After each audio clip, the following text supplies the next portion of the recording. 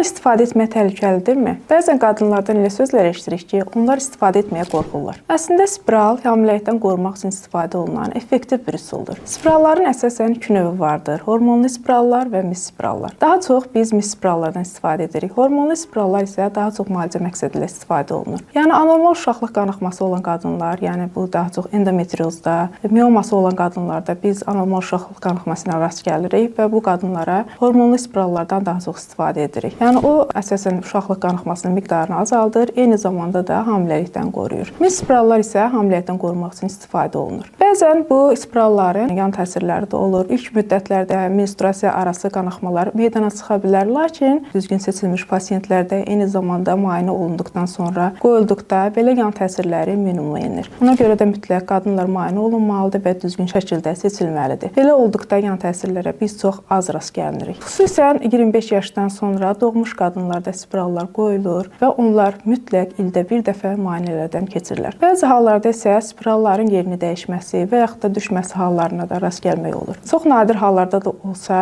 bəzən spirallı qadınlarda hamilə qalmaq da mümkündür. Əziz qadınlar, siz də bu haqda məlumat almaq istəyirsinizsə mənə yaza bilərsiniz, mənə müraciət edə bilərsiniz. Bu haqda sizə geniş məlumat verməyə hazıram. Daha ətraflı məlumat almaq üçün bizə müraciət edin.